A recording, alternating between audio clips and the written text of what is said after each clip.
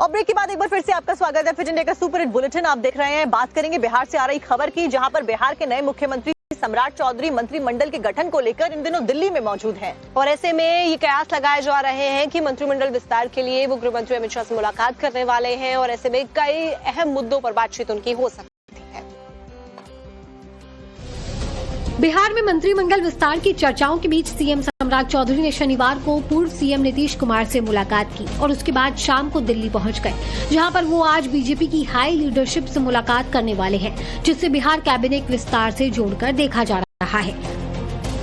CM सम्राट चौधरी दिल्ली में केंद्रीय गृह मंत्री अमित शाह, बीजेपी अध्यक्ष नितिन नवीन, बिहार प्रभारी विनोद तावड़े से मुलाकात करेंगे। इस हाई लेवल बैठक में बिहार बीजेपी की ओर से मंत्रियों की सूची पर अंतिम विचार विमर्श किया जाएगा। गृह मंत्री शाह के साथ चर्चा के बाद उन नामों पर मुहर लगेगी जिन्हें नीतीश सम्राट कैबिनेट में जगह दी जानी है। बिहार में मंत्रिमंडल विस्तार के बीच जेडीयू नेता निशांत कुमार आज से सद्भावना यात्रा पर है। निशांत की ये यात्रा पटना के सर्कुलर रोड से सुबह 11 बजे शुरू होगी। पार्टी के नेता हैं, अब जेडीयू में काम कर रहे हैं, तो स्वाभाविक रूप से पार्टी के विस्तार के लिए बिहार घूमना हो, कहीं जाना हो तो जाएंगे, जा रहे हैं। बताया जा रहा है कि बिहार में कैबिनेट विस्तार 6 मई से 10 मई के बीच कभी भी किया जा सकता है और उससे पहले सम्राट चौधरी की ये बैठक काफी अहम मानी जा रही है। आगे आपको दिखाएंगे बंगाल में काउंटिंग डे के लिए इलेक्शन कमीशन की क्या है तैयारी, लेकिन उससे इंतजामात काउंटिंग को लेकर किए गए हैं। तो आपको बता दें कि 165 एडिशनल ऑब्जर्वर लगाए गए हैं, वहीं 77 पुलिस ऑब्जर्वर लगाए गए हैं, ताकि जो सुचारू रूप से काउंटिंग हो सके। एक डिटेल रिपोर्ट आपको दिखाते हैं।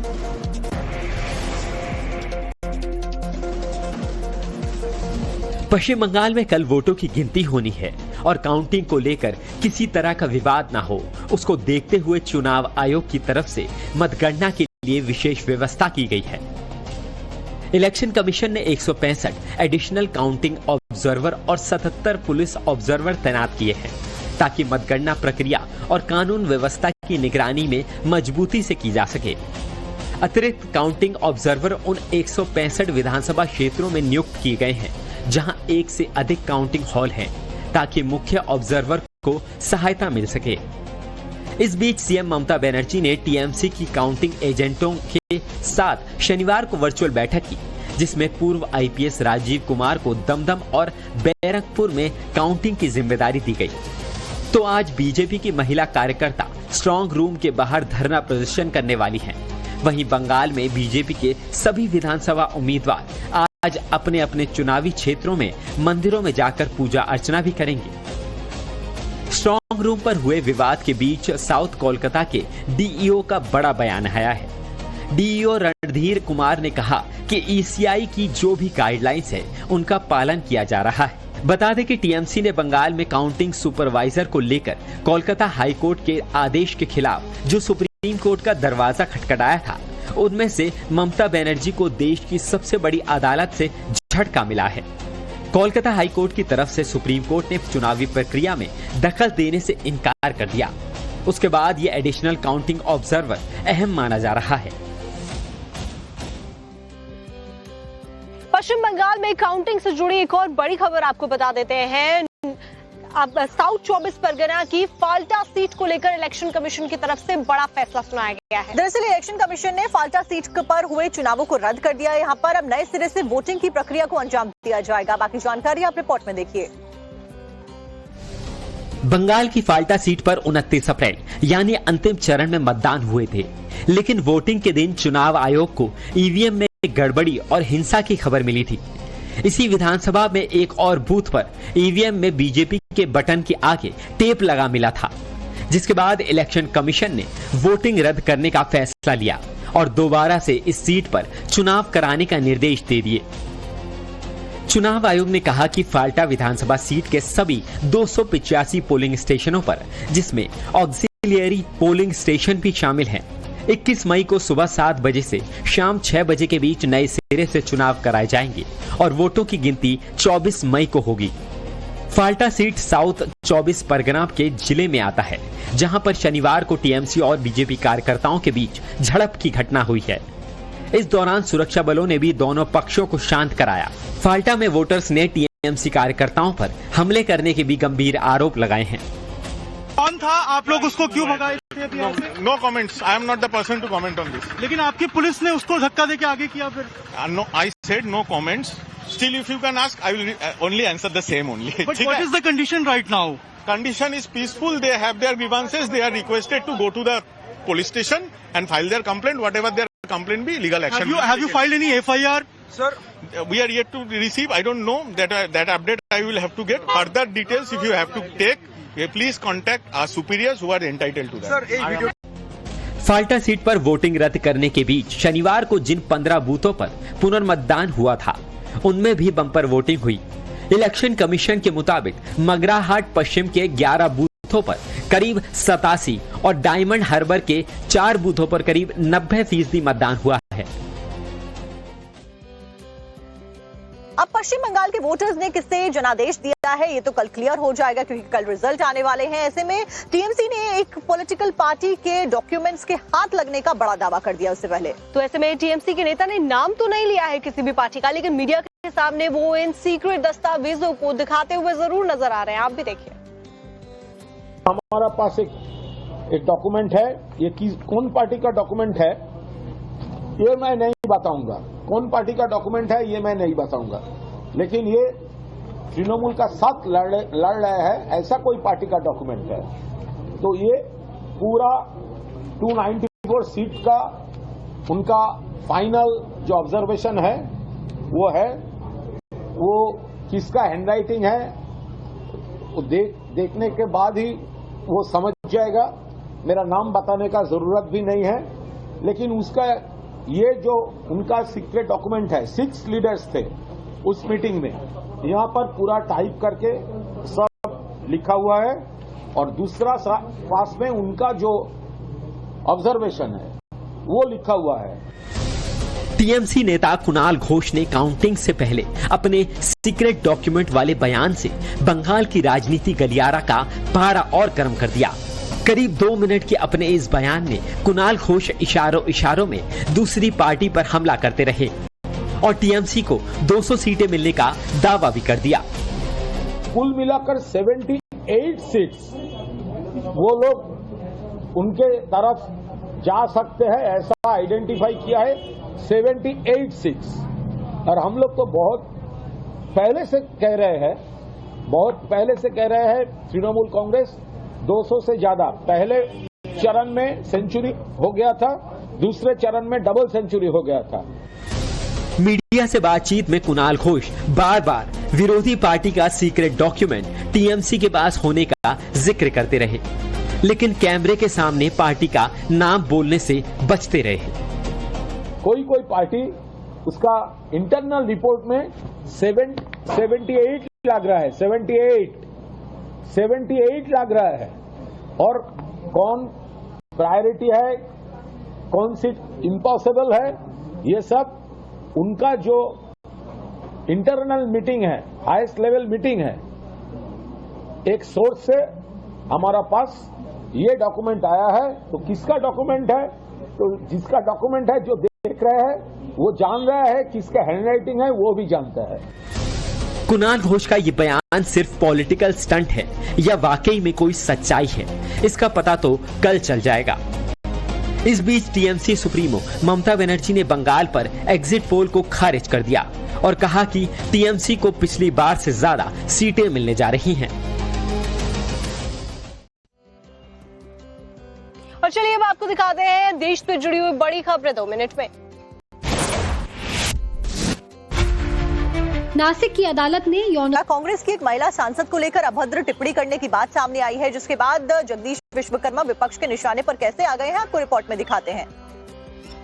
ભારતીય જનતા પાર્ટીનો કાર્યકર્તા બૂથનો કાર્યકર્તા એ તમારા સાડીના પલ્લુમાંથી બાંધેલી સીટો વાંચકી અને ભગવો લહેરાઈને આવ્યો છે। गुजरात बीजेपी अध्यक्ष जगदीश विश्वकर्मा का ये विवादित बयान है, जिस पर अब कांग्रेस ने बीजेपी के खिलाफ मोर्चा खोल दिया है।